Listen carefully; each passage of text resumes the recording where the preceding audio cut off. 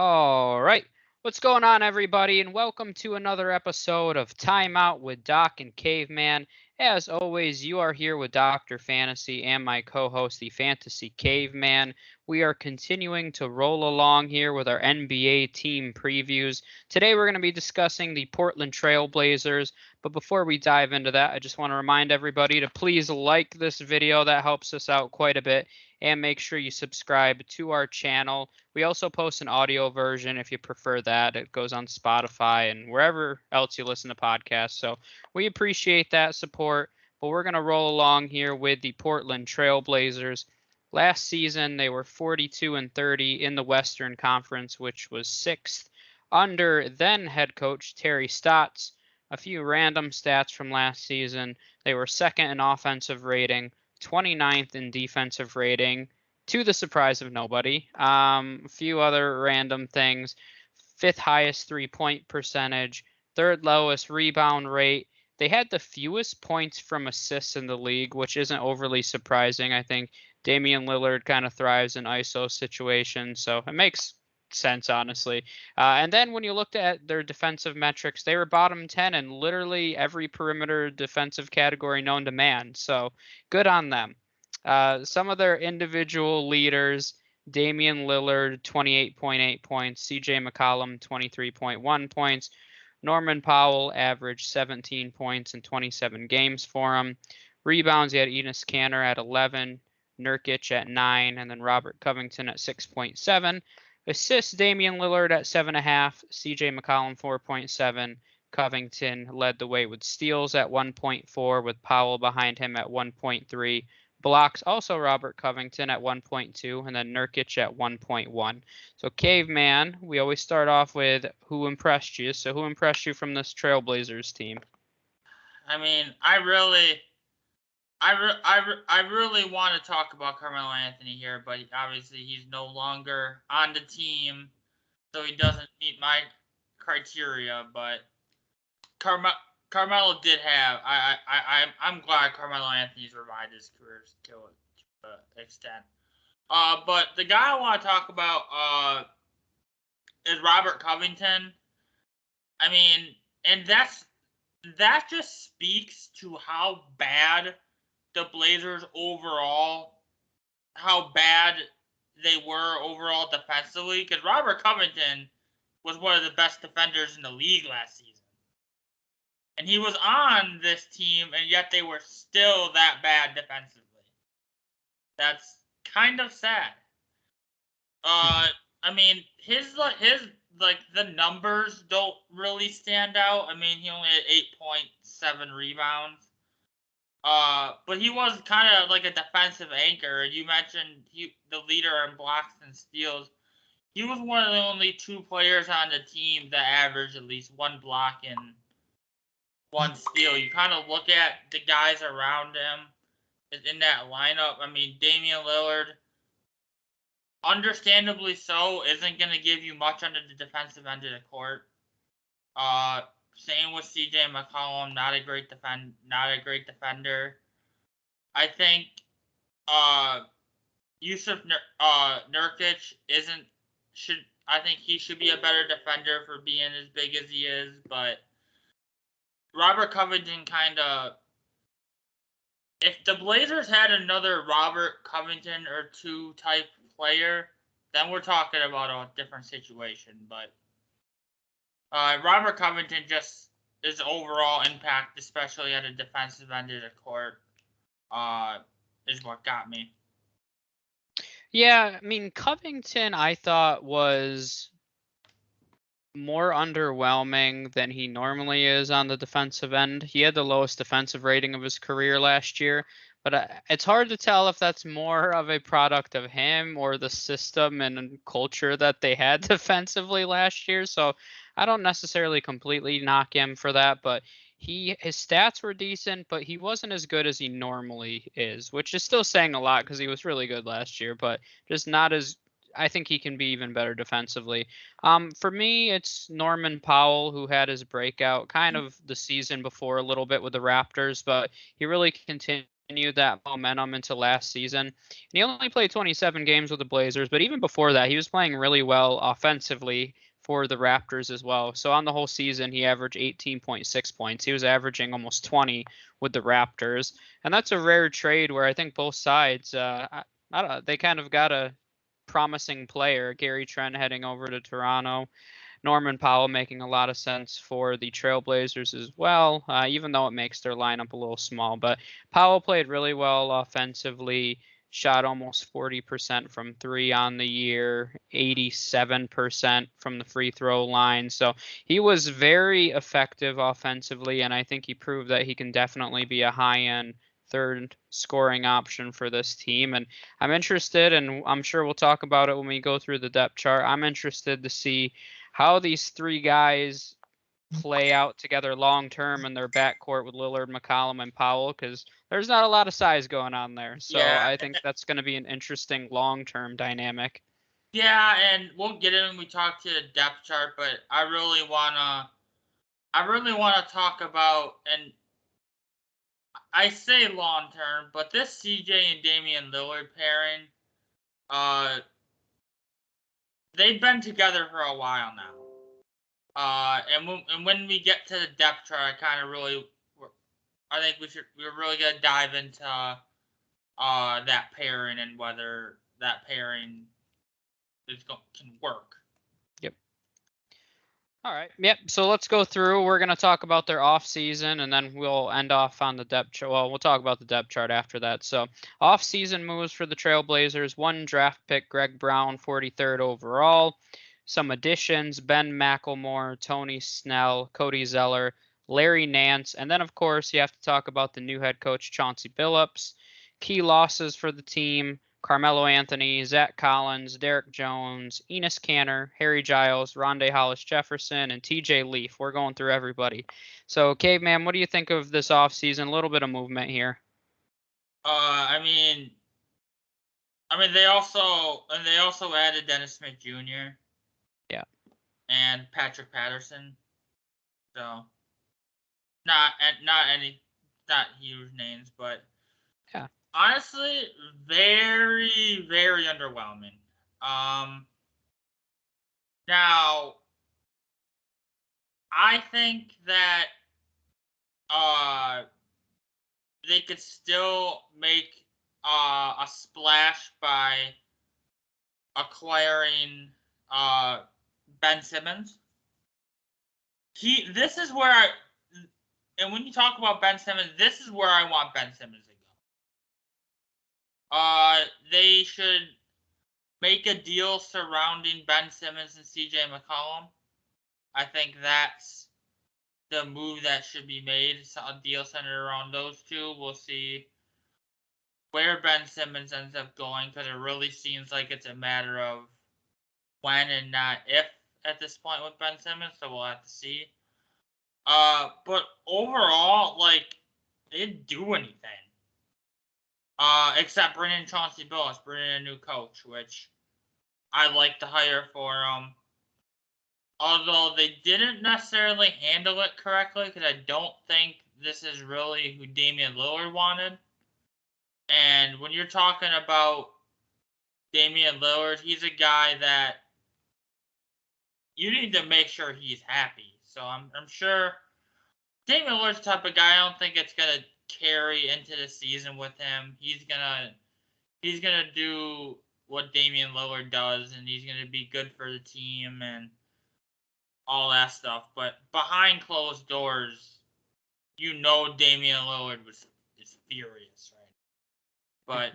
But season rolls around, that'll be fine. But what are these additions?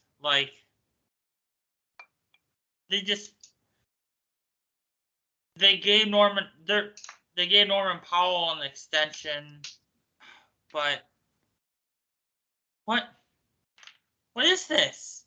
It's nothing. This is the same team going into next year, basically. What? Yeah. Is Chauncey Billups coming in? Is that a move that's going to make them championship contenders? A first-time head coach? what they think? I mean, what do you think of this? How, are you as frustrated as I am that they did like nothing? I mean, first, I do think Damian Lillard has some sort of faith in the organization. He did say that Giannis gave him faith that he can win organically in Portland, which, I mean, maybe, but not with this team. Yeah, I mean, I think the reality of this offseason for them is their offseason did lie with Chauncey Billups. I think they're planning on him coming in and changing the defensive culture of this team. Because the reality is, when you're that effective offensively, if you're even league average defensively, if they were around 15 or so, this would be one of the best teams, a top 3 seed in the Western Conference. But that's relying on Billups coming in and completely changing the entire culture of what this team has been. And Damian Lillard's going to have to buy into it. And as much as he'll put on a great face because he's that kind of guy, I think, for this organization, internally, inside, is he actually committing to the new system? I mean, if he didn't support the Chauncey Billups hire, he can say whatever he wants. But internally, does he really, at the end of the day, is he going to buy into what Chauncey Billups wants this organization to become? I think that's going to be a big question, whether people want to talk about it or not. But I mean, besides Chauncey Billups and that being the most key, and as you mentioned, this is his first coaching gig. So that's putting a lot on Chauncey Billups and saying, hey, we've underachieved for the last like 5 years now. Can you come in and make us a championship defense?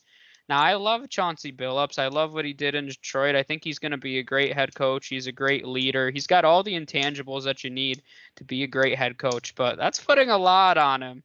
I mean, he was known for taking big shots, and he's going to have to be coming up clutch again here for Portland. So the only other note that I think is even relevant to this offseason is I did like the Larry Nance acquisition. Yeah. He was very good defensively last year for the Cavs, provided a lot of energy off the bench. I think he's going to be a really key piece for them this season. So I did like that pickup as well. But yeah, to me, a lot of it centers Nurkic too, him being healthy and him putting together a full season. He's been really good when he's healthy, and their whole defensive, the way that they operate is a lot different with him or with him in the lineup. So if he's healthy, their defense automatically becomes better. And then you add maybe a new system with Chauncey Billups, Larry Nance. I think that's what they're relying on, is Chauncey Billups instilling a new culture and a new system defensively. And we'll see. Does he have the pieces to do that? I think he has some interesting pieces.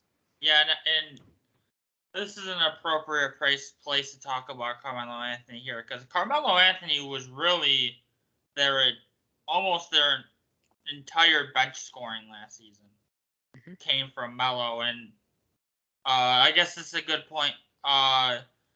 We'll talk about it in a minute when we get to their depth chart, but I don't know where that bench scoring is going to be replaced, is where that's going to come from going forward. Yeah, no, I think that's a good point to bring up. And I, by the way, when it was first announced that Ben Simmons was probably on the move, we both agreed that the Trailblazers were probably the best destination. So I really hate that. But, I mean, that's just kind of the reality. It makes too much sense. This team is offensive heavy. They could use a guard with that kind of defensive ability. That's just they were one of the worst rebounding teams in the league. Ben Simmons is going to provide a lot in that area as well. So defensively, rebounding wise, playmaking wise, it just makes too much sense. Yeah. So, yeah, let's go over the depth chart and where it stands right now. So right now in the backcourt, they have 3 listed starters: Damian Lillard, C.J. McCollum, and Norman Powell. Behind them, you have Tony Snell, Ben McLemore, Anthony Simmons, Dennis Smith, who you brought up, and then Nasir Little, who was a rookie, I believe, last season, but they actually, Billups wants to get him more involved. Only 21 years old, but I think he wants to make up some of that scoring punch off the bench with Nasir Little. So I think that'll be interesting to see how he fits into this rotation. And then at the 4 and 5, they have Covington and Nurkic listed as the starters. Behind them, you have Larry Nance, Cody Zeller, Patrick Patterson. So a few names there. I'll tell you, I know you want to talk about McCollum and Lillard a little bit, and then their scoring punch. My solution for the scoring punch is to have Norman Powell coming off the bench And I know you're paying him a lot of money, but you can still get him plenty of minutes in that role. And I think that just completely changes the entire just the way that this team can score coming off the bench. Because when you look at it right now, I mean, you're right. Who's their primary scorer off the bench? Anthony Ben McCollum? I don't know. One of them, maybe. Anthony showed flashes of potential last season.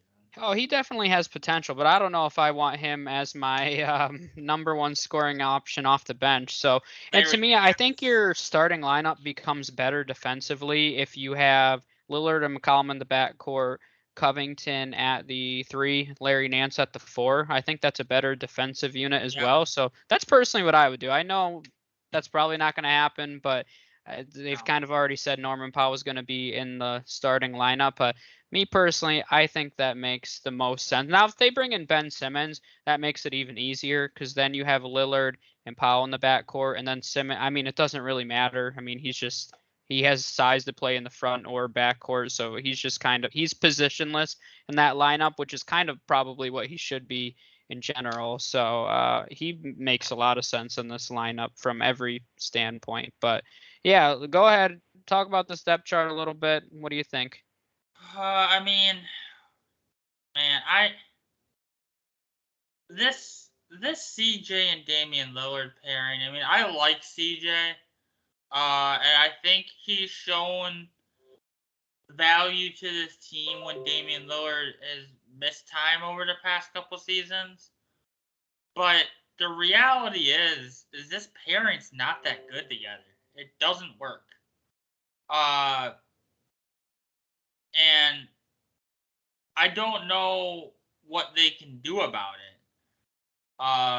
So I think they're kind of in a position where they have to force the pairing to work. And there's a lot of rumblings. There's been a lot of rumblings over the past couple seasons that they don't have the greatest relationship off the court. Which, you got to at least consider that when you're talking about the overall chemistry that they have together when they're on the court. I think that off the court stuff counts more than people think. So, neither one of Damian Lillard or C.J. McCollum are particularly good defenders. So what do you think? Is there any situation where you can see a Damian Lillard and C.J. McCollum pairing? Because those are their two best players. Is there a situation where you could see them even really making it to the Western Conference Finals? Even I don't even think is really in the cards for him, if we're being honest. No, and I think the Trailblazers as an organization have really failed here because Damian Lillard's averaged 25 or more points for the last 6 straight seasons now. And they haven't made it very far in the playoffs any of those seasons. And I feel like for the last 5 seasons now, we're like, oh, when are they going to get Damian Lillard more help? It's one thing to go an off season or two saying that. But when you're saying the same thing for 5 straight seasons, and they've been bad defensively every one of those seasons too, by the way, it's just at some point, when are you going to look internally and say, you know what, we should change what we're doing? I mean, they just haven't. And I think this is a pairing that takes you to the playoffs. So it's gotten them that far, but it's not a pairing that's going to take you any further than that. That's the reality. That's what we've seen. This is a team that wins, 42 to 48 games, somewhere in that range, almost every year based on their offensive ability, but they struggle defensively and they've never filled that void. And I think they tried to do that with Robert Covington. He wasn't quite enough to completely turn that around. I mean, he wasn't even close to enough because they were arguably worse than they've been the last few seasons defensively. So, yeah, I mean, I just don't see this being a championship pairing. C.J. McCollum's 30 years old now, and I feel like this is a pairing. They're almost trying to force it like this is the pairing that's going to win us a championship, but I mean, I don't think a lot of people realize that. It seems like McCollum hasn't been in the league that long, but he's 30 years old now. I mean, there comes a point where you got to say, if we want to win a championship, we got to move on. And this offseason feels right for it. You have a new head coach. You can kind of hit reset a little bit. But I mean, the season's creeping up here. If they want to acquire Ben Simmons, I'd expect that to be a deal that happens in the next week or so here because something's got to move at this point. Yeah, and Ben Simmons is, I mean, and there's gonna have to be more involved because even with the baggage and the decreased value that Ben Simmons has at this point, he's worth more than C.J. McCollum. Yeah, he's 5 years younger too. Yeah, that's a big part of it, and I mean, that's just, I don't know what else the Blazers would have to give up, but that is the move that I think acquiring Ben Simmons makes them borderline championship contenders. I agree. You have a Damian Lillard and Ben Simmons pairing in that backcourt.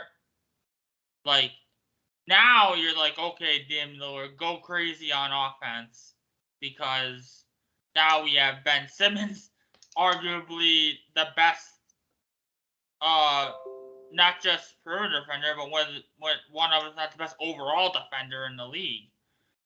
You have him on the defensive end, and on Ben, and for Ben, and from Ben Simmons' perspective, all those like shooting woes and not really doing anything as far as that. I don't know how much he really has to work on that if he goes to Portland. I mean, it's aside from his free throws, which that's a whole another debate with Ben. That's just embarrassing. That pairing makes so much sense. It's like, why hasn't it happened yet?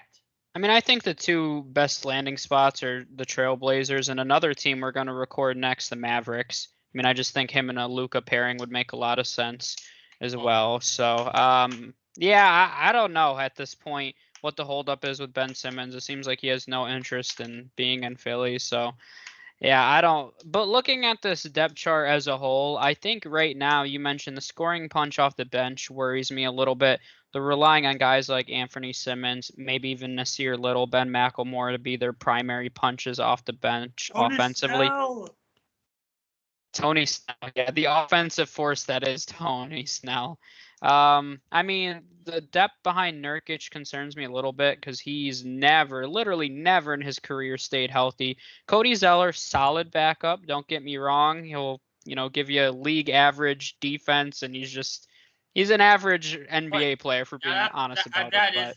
They do have Marquise Chris as well. Okay, yeah, I didn't see him anywhere. That must have been under the radar there. But yeah, he'll provide some depth there as well. But that's a little concerning. I mean, they probably just go really small if Nurkic went down. You might see like Nance and Covington slide in and play the 4 and 5. I think Nance can hold his own. Nance is what, like 6'8", 6'9"? Yeah, around there. Yeah. And he can. I think he's a solid defender in the paint. So I don't think that would be the worst thing if Nurkic went down. That's probably would be the move for them to just go small and continue to bring Zeller off the bench. But yeah. But once again, I don't know if that's a winning formula. No, hold on. I mean, for this team in general, and I want them to win. I want Damien Lillard to win a championship. Okay.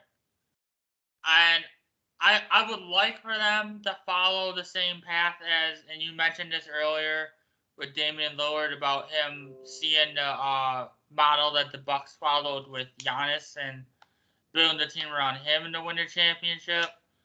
But the difference is the Bucks have been able to play defense this entire time. Yeah. Ever since Giannis came into the league, the Bucks have just been good defensively. And as much as people say they want to follow the Giannis model, do you know what's missing from all of these models? Giannis. I mean, that's the reality. That sounds great, and Damian Lillard's a superstar, but does he provide the impact on both sides of the floor that Giannis does? No. I mean, everybody wants to act. I keep hearing it like, oh, this so and so can follow the Giannis model. No, they can't because they are missing literally the most important piece of that puzzle. So, yeah, I mean, I understand what they're saying. Giannis model, they're drafted by a small market team and can win, but yeah, I mean, I would really love to see Ben Simmons play here. I feel like we've talked about Ben Simmons way too much for this being, we have no idea where he's actually going to go. But that's kind of the reality because this team, with Chauncey Billups coming in, obviously Billups has a great defensive mind and he was always a tough, witty, gritty player. But they need the pieces to put that system into place. And I don't know if they have those pieces right now. So to me, I looked at their record last year when they acquired Norman Powell. They were a 46-win team with Norman Powell in the lineup if you took all those games and extrapolated it out for an entire season. But, I mean, I think that's fair for them. That puts them around the 5 or 6 seed again in the Western Conference. So the way this team is constructed, I think they're a 5 seed in the Western Conference. Maybe they beat the 4 seed in the first round, and then they probably lose to the top dog in the second round if I was to predict the Trailblazers season at this point.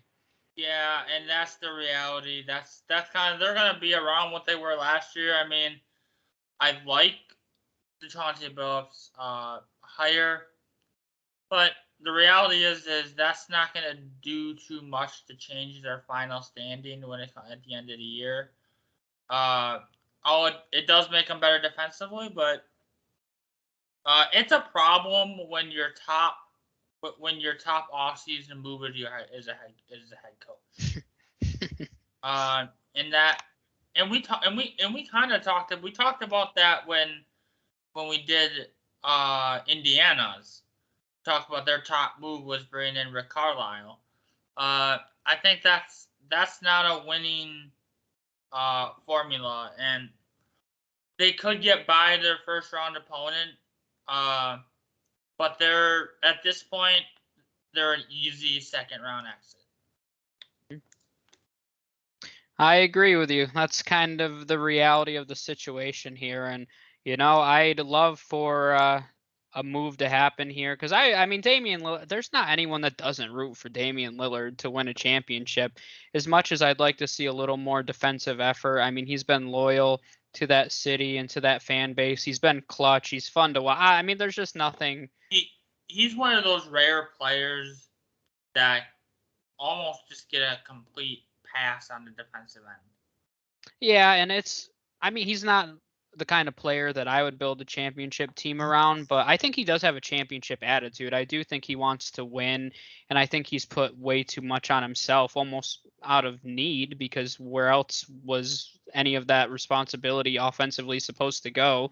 I mean, you have C.J. McCollum, but beyond those two, it really hasn't been much else going on until they brought in Covington, who provided a little more. But still, yeah, I mean, I still root for Damian Lillard. So we'll see how this season shakes out. We'll see. We're pretty close to the season starting. So really the only big move they could make between now and then is bringing Ben Simmons in, which I don't think they'd win a championship in year one because naturally combinations just take a while to develop. But I mean, that's a team year two, I think could compete and win a championship potentially. Yeah. So we'll see what happens. That's it for the Trailblazers, though. We have the Dallas Mavericks, who I mentioned earlier, coming up next. So make sure you subscribe to our channel. Throw this video a like. We appreciate the support, and we'll see you guys next time. Peace.